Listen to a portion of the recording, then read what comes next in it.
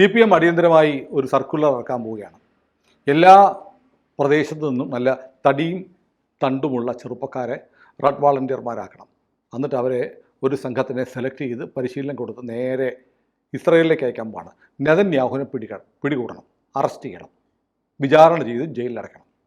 മുൻ സംസ്ഥാന നേതാവായ ജി സുധാകരൻ ഇന്നലെ ഒരു സ്റ്റേറ്റ്മെൻറ്റ് ഇറക്കിയപ്പോൾ എനിക്ക് അങ്ങനെയാണ് തോന്നിയത്. മാത്രമല്ല സുധാകരൻ പറഞ്ഞിട്ടുണ്ട്, ഹമാസ് അങ്ങ് തിരിച്ചടിക്കണം. ഗാസയിൽ എന്താ ഇവർ കാണിക്കുന്നത്? ഇത് ഒരു കാരണവശാലും അംഗീകരിക്കട്ടെ. ഹമാസ് അടിച്ച് തകർത്ത് ഇസ്രായേലിലേക്ക് പിടിച്ചെടുത്ത് കൈകാര്യം ചെയ്യണം. അപ്പോൾ നെതന്യാഹുവിനെ അറസ്റ്റ് ചെയ്യാൻ ഡിവൈഎഫ്ഐക്കാർ പോവുക, CPMകാർ. പാർട്ടി നിലപാട് മാറ്റിയത് സുധാകരൻ അറിഞ്ഞിട്ടില്ലെന്ന് തോന്നുന്നു. കഴിഞ്ഞ ലോക്സഭാ തെരഞ്ഞെടുപ്പ് കാലത്തെ നിലപാട് എന്താണോ അതാണ് പാർട്ടിയുടെ നിലപാട് എന്ന് ധരിച്ചു വശായിരിക്കുകയാണ് മഹാകവി ജി സുധാകരൻ.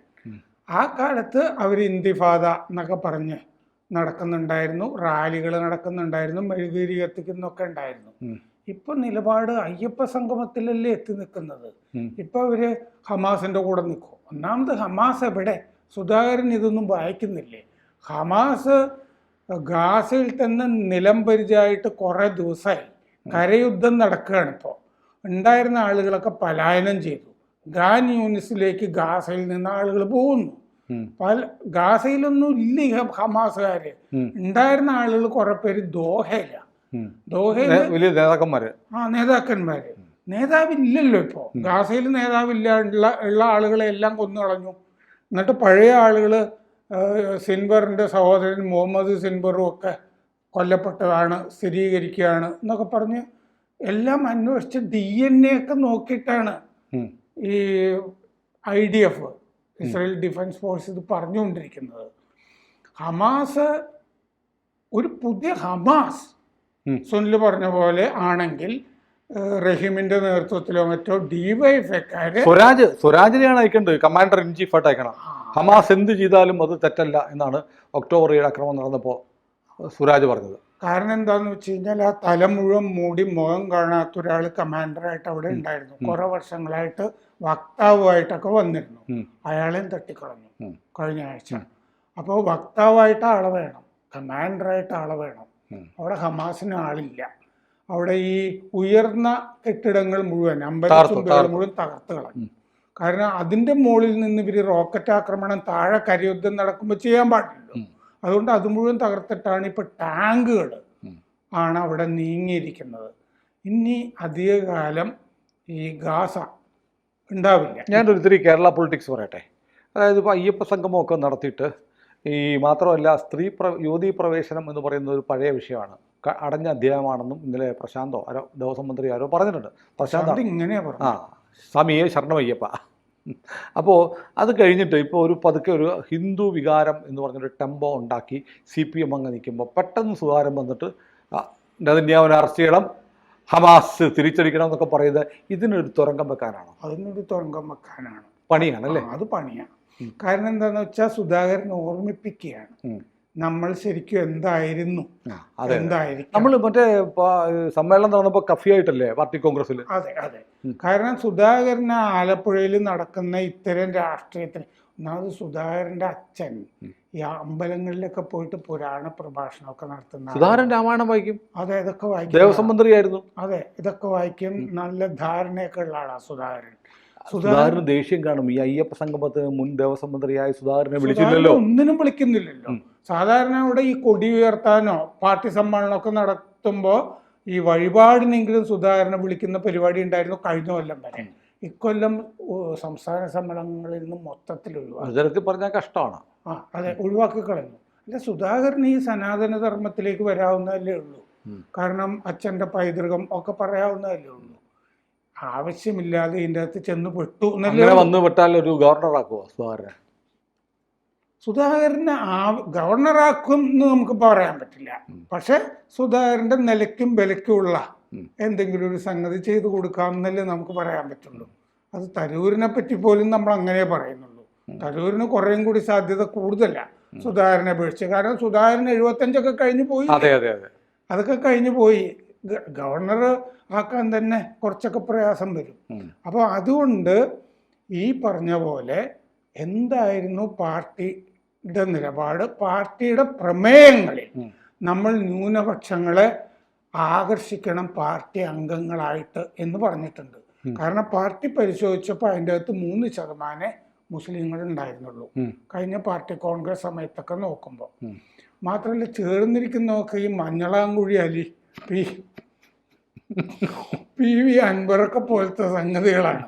അതല്ലാതെ അതല്ലാതെ ഈ ശരിക്കും അടിസ്ഥാന ജനവിഭാഗങ്ങൾ ഇതിൻ്റെ അകത്തില്ല.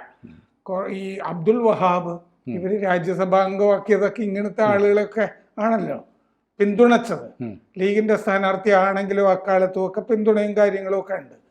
അതുകൊണ്ട് ഈ കിട്ടുന്നില്ല. ഈ അടിസ്ഥാന വർഗത്തിന് മുഴുവൻ സുഡാപ്പികളോ മുസ്ലിം ലീഗുകാരോ ഒക്കെയാണ്. അവരിതിൻ്റെ അകത്ത് മലപ്പുറത്ത് സംസ്ഥാന സമ്മേളനം നടത്തുമ്പോഴും ഇതിലാക്കാക്കിയാണ് അന്ന് ചെയ്തത്.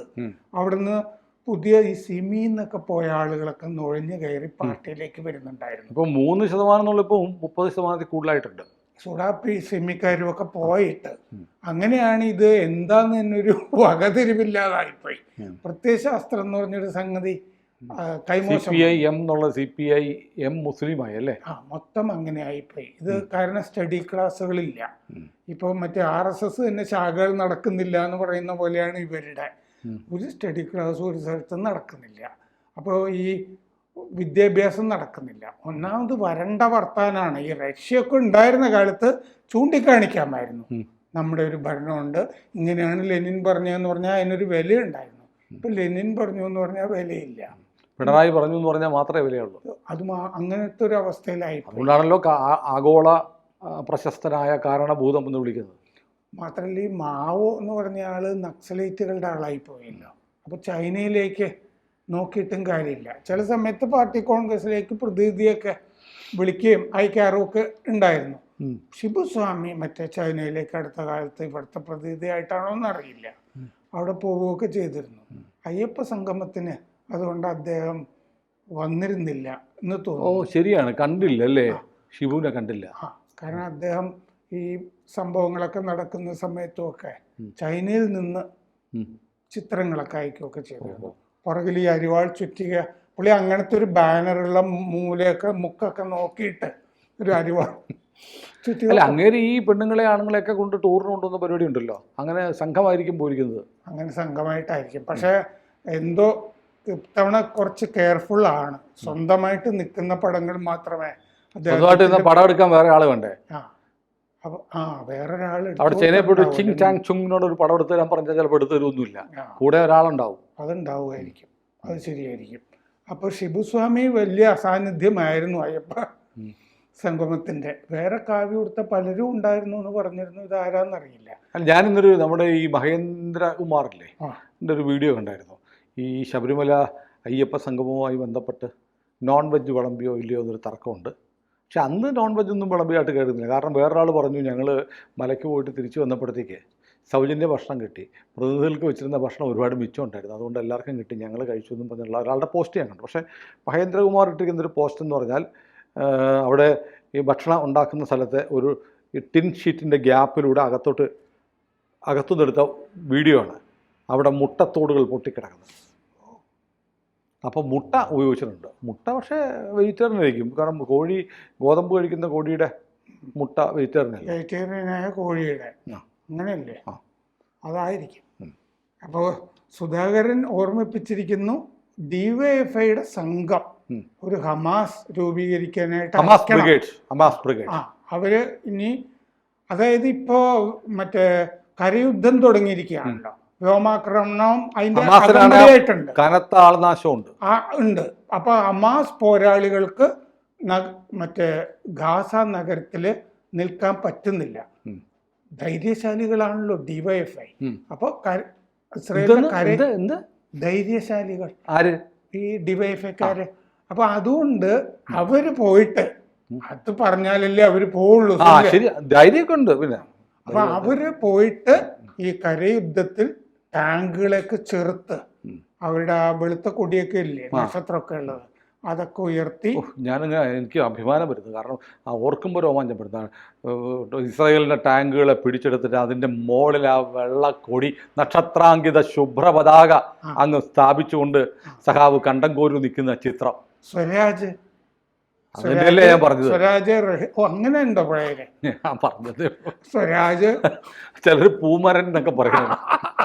അതുണ്ട്. പുള്ളി പൂക്കളെ പറ്റി പുസ്തകം എഴുതിയിട്ടുണ്ടല്ലോ, മൊത്തം മണ്ടത്തര. ഈ വിക്കിപീഡിയ എന്നൊക്കെ കോപ്പി അടിച്ചുകൊണ്ട് ഏതോ കഷായത്തിനൊക്കെ സുനിൽ പി ഇളയുടെ റിസർച്ച് തീസിസ് എഴുതിയ പോലെ അല്ലേ? അത് തന്നെ. പുള്ളി ചുവർച്ചിത്രങ്ങളെ പറ്റിയൊക്കെ തീസിസ് എഴുതിയിട്ട് അത് മുഴുവൻ മണ്ടത്തരായി പോയി. ശശിഭൂഷണായിരുന്നു അതിന്റെ ആദ്യത്തെ ഈ സംശോധകൻ. പുള്ളി ഇതിനെ ഒരിക്കലും കൊടുക്കാൻ പാടില്ല എന്ന് പറഞ്ഞു. ആ സമയത്ത് നമ്മുടെ സുഹൃത്തില്ലേ KS Radhakrishnan, KS രാധാകൃഷ്ണനെ S Sharma വിളിച്ചു, VC ആയിരുന്നപ്പോ.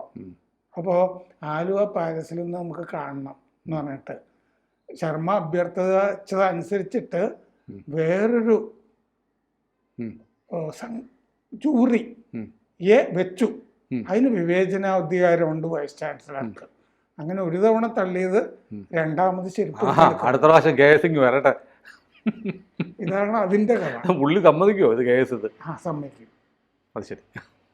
കാരണം പുള്ളി VC സ്ഥാനമൊക്കെ പോയി കഴിഞ്ഞപ്പോൾ പുള്ളിക്ക് ഇത് ആരോടെങ്കിലും പറയണമെന്നുണ്ട്. നീ വിശദമായിട്ട് ഈ കഥ ചോദിച്ച് മനസ്സിലാക്കുക. അതെ. അപ്പോൾ ഏതായാലും നെതന്യാഹുവിൻ്റെ കാര്യം വലിയ വിഷമത്തിലാണ്. സുധാകരൻ പറഞ്ഞിട്ടുണ്ട്, CPM തയ്യാറെടുക്കുകയാണ്. DYFIയുടെയും CPMൻ്റെയും നേതൃത്വത്തിൽ ഒരു ചെമ്പടയുടെ ഒരു ബറ്റാലിയൻ നെതന്യാഹുവിനെ പിടിക്കാൻ വേണ്ടി ഇസ്രായേലിലേക്ക് എത്രയും വേഗം പോകുന്നതാണ്. അതെ. മാത്രമല്ല ചാരന്മാരെ ഈ ജെറുസലേമിലേക്കും ടെല്ലവീവിലേക്കും ഒക്കെ അയക്കുകയും വേണം. കൊറിയർ കൊടുക്കാൻ അല്ലേ? അതെ. കൂടുതൽ വാർത്തകളും വിശേഷങ്ങളും നിങ്ങളിലേക്ക് എത്താൻ ABC മലയാളം സബ്സ്ക്രൈബ് ചെയ്യുക, ബെൽബട്ടനും അമർത്തുക.